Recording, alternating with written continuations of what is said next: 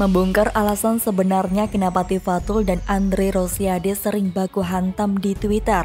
Ditulis oleh Ferry Padli dari siwar.com.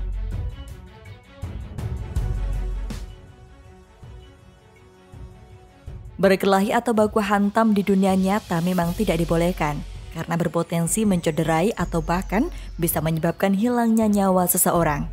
Sudah banyak kok orang yang tewas pasca berkelahi, kadang salah satunya yang tewas, kadang dua-duanya meninggal dunia. Akibatnya, si istri menjadi janda dan anak menjadi yatim. Dan bagi yang menang bukan berarti permasalahan selesai, tetapi muncul masalah baru, yakni harus berurusan dengan hukum. Membunuh itu ancaman hukumannya puluhan tahun penjara loh. Belum lagi perasaan was-was datang setiap hari lantaran khawatir keluarga korban balas dendam. Selain itu, di stigma sebagai pembunuh itu tidak enak. Orang akan mikir 1000 kali untuk mau dekat atau menjalin hubungan dengan mantan pembunuh. Jadi fix, tidak salah peribahasa lama mengatakan, kalah jadi abu, menang jadi arang. Karena di antara kedua belah pihak yang berkelahi, baik yang menang maupun yang kalah, tidak ada yang diuntungkan. Itulah kenapa musyawarah mufakat itu penting untuk dilakukan, serta prinsip win-win solution penting untuk dikedepankan. Namun, di zaman yang serba canggih seperti sekarang ini, dengan kemajuan teknologi informasi yang begitu pesat, ada juga loh baku hantam yang sekeras apapun tapi tidak mencederai fisik, sehingga sudah bisa dipastikan pihak yang berkelahi tidak akan ada yang masuk rumah sakit ataupun sampai meninggal dunia. Baku hantam tersebut adalah baku hantam di dunia maya. Ini sering banget terjadi di sosial media, khususnya di Twitter. Apalagi menjelang Pilpres 2019 lalu. Tawuran di Twitter nyaris terjadi setiap hari. Sekarang saja sudah agak reda lantaran Prabowo dan Sandi masuk kabinet Jokowi. Hanya saja, meskipun sudah mereda, tetap ada. Seperti yang terjadi antara politisi PKS Tifatul Sembiring melawan politisi Gerindra Andre Rosiade. Yang mana hal itu berawal dari kritik Andre terhadap Gubernur Sumbar yang membeli mobil dinas baru di tengah pandemi corona. Menurut Andre, Mahyaldi Ansyarullah yang juga mantan wali kota Padang tidak punya empati terhadap masyarakat Sumbar. Masyarakat sedang menderita, pandemi menghancurkan sumber-sumber ekonomi rakyat. Lah pemimpinnya gagah-gagahan beli mobil dinas baru. Ini gak benar namanya, ujar Andre dengan nada meyakinkan 17 Agustus. Ketua DPD Gerindra Sumbar itu pun mengatakan bahwa alasan beli mobil dinas baru karena telah dianggarkan di APBD tidak bisa diterima. Karena anggaran itu bisa saja dialihkan untuk hal yang lebih bermanfaat bagi masyarakat. Kita tahu sendirilah, meskipun kelakuannya kayak gitu, Mahyaldi tetaplah gubernur kebanggaan PKS. Tifatul yang juga mantan petinggi partai itu tidak terima dong. Salah satu koleganya diskakmat oleh kader partai lainnya. Hingga ia menskakmat balik Andre lewat akun Twitternya. Menkominfo era SBY tersebut lantas menyentil nama Andre terkait pemberitaan renovasi rumah dinas Ketua DPRD Sumbar, Supardi, yang memakan dana sebesar 5,6 miliar rupiah. Yang kita tahu sendiri bahwa Supardi ini merupakan kader Gerindra. Lagi nungguin klarifikasi Mas Andre, biasanya cepat nyambar, ujar Tifatul melalui akun Twitternya @tifsembiring, yang kemudian dibalas oleh salah seorang netizen, @Jeffrinaldi dengan mengatakan, semoga orang Sumbar bisa segera tersadarkan jika para pemimpinnya baik PKS atau Gerindra sama saja. WKWKWK. Karena yang disindir itu kader Gerindra, Andre pun tidak tinggal diam. Tanpa tadang aling-aling, ia membalas cuitan Tifatul Sembiring tersebut dengan melampirkan link berita yang berjudul "Orang dekat Gubernur Sumbar mangkir panggilan polisi soal surat minta bantuan" melalui akun Twitternya @andre_rosiade. Pak Tifatul yang ngeblok saya. Mohon infonya, ada apa ya ini? Ditunggu klarifikasinya, ujar Andre dengan nada seperti tanpa bersalah. Baru tahu kalau ternyata Tifatul Sembiring yang juga mantan presiden PKS itu nggak gentle. Terbukti, dia yang mengajak Andre Rosiade tweet war, tetapi akun Twitternya malah diblok. Sudah kayak Rizal Ramli, Raja Blokir, Anissa Pohan, Duta Blokir, Fahira Idris, Ratu Blokir, dan Musni Umar, Rektor Blokir saja si Tifatul ini. Dan sampai sekarang, sampai tulisan ini dipublish, balasan telak dari Andre tersebut belum direspon balik oleh Tifatul.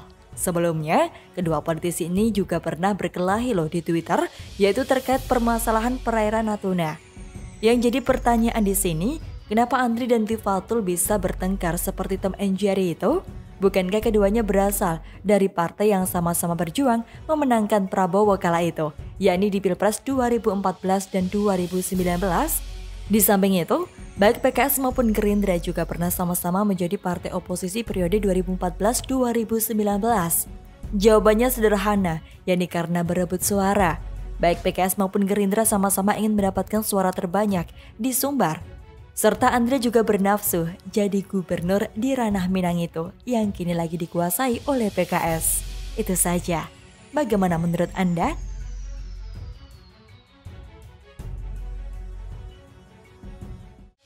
Keras kritik pesawat RI-1 dicat, tapi saat Gubernur Sumbar beli mobil dinas baru PKS mingkem.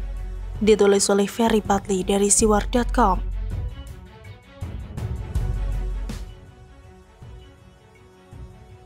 Yang namanya partai, mau dia disebut partai dakwah belum tentu juga adil. Mungkin ini juga yang menjadi alasan kenapa Cak Nur kala itu pernah bilang Islam yes, partai Islam no. Contohnya saja PKS. Tentu masih segar di ingatan kita kalau partai ini beberapa waktu yang lalu keras banget mengkritik pengecatan ulang pesawat kepresidenan. Seperti yang disampaikan oleh Wasekjen PKS Ahmad Fathul Bari, tanpa tedeng aling-aling yang mengatakan pemerintah tidak peka terhadap kondisi pandemi. Menurut saya, apa yang dilakukan sangat tidak peka dengan kondisi pandemi dan kondisi masyarakat saat ini. Apalagi persebaran pandemi yang semakin masif dan sudah menyebar ke berbagai daerah, ujar ex anak buah Lutfi Hasan Ishak itu 3 Agustus. Fatul juga menuding pengecatan pesawat presiden tersebut mengisyaratkan bahwa pemerintah membiarkan rakyat bertarung sendiri melawan pandemi corona.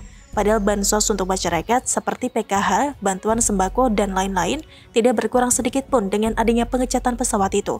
Malah ditambah dengan bantuan beras PPKM darurat. Termasuk anggaran untuk kesehatan, tidak ada pemotongan, meskipun pesawat kepresidenan tersebut dicat ulang. Kelihatan banget kalau kader PKS ini lebay dan asal ngomong. Begitupun dengan kader PKS lainnya, Mardani Alisera. Doi mengatakan bahwa pengecatan pesawat presiden tersebut sangat tidak bijak, apalagi menghabiskan anggaran sebesar 2 miliar rupiah. Mengecat pesawat kepresidenan di masa pandemi tidak bijak, pemimpin mesti punya standar moral dan etika yang betul-betul lembut dan mudah terenyuh. Ujar Mardani yang berlagak seperti orang paling bijaksana sedunia, 4 Agustus. Tapi lucunya ketika mantan Presiden PKS korupsi 1,3 miliar rupiah, dia diam saja. Giliran pesawat presiden dicat ulang warna merah putih pada nyinyir, padahal sudah dijelaskan bahwa kenapa pesawat RI-1 itu dicat ulang, yakni demi untuk menyamakan dengan warna bendera negara kita, merah putih, dan dalam rangka memperingati HUT RI ke-76. Lagian juga pesawat itu sudah 7 tahun kok gak didandani. Masa warnanya itu-itu aja, bosan juga melihatnya. Sebenarnya penulis bertanya-tanya di sini, kenapa PKS mengkritik pengecatan ulang pesawat itu? Apa tujuannya? Apakah mendukung Partai Demokrat ataukah hanya untuk pencitraan belaka? Karena kalau Partai Demokrat menolak pesawat itu dicat ulang, tujuannya jelas, yakni untuk mempertahankan warna biru di pesawat tersebut yang senada dengan warna partai berlambang bintang Mercy itu. Hanya saja kelihatannya kenapa PKS mengkritik pesawat dinas Jokowi itu dicat ulang demi untuk menaikkan citranya saja di mata para oposisi. Jadi seolah-olah PKS partai yang paling peduli terhadap masyarakat yang terdampak pandemi COVID-19. Tapi apa yang terjadi? Terakhir PKS sendiri yang kena getahnya. Baru-baru ini Gubernur Sumbar dan wakilnya Mahyaldi Ansyarullah dan Audi Joinaldi sedang ramai dibicarakan netizen. Pasalnya kedua orang pejabat itu membeli kendaraan dinas baru dengan harga fantastis di tengah pandemi corona yang masih melanda Provinsi Sumbar. Adapun kendaraan yang dibeli itu adalah Pajero yang dipakai untuk Gubernur dan Hyundai Palisade yang dipakai oleh Wagub. Hingga giliran DPRD Sumbar yang mengkritik langkah gubernur dan wakil gubernur tersebut. Sungguh tak elok dan tak pantas dalam kondisi sekarang melakukan pengadaan mobil dinas. Alasannya mobil lama rusak. Memangnya gubernur hanya punya 1 mobil, cek di garasinya.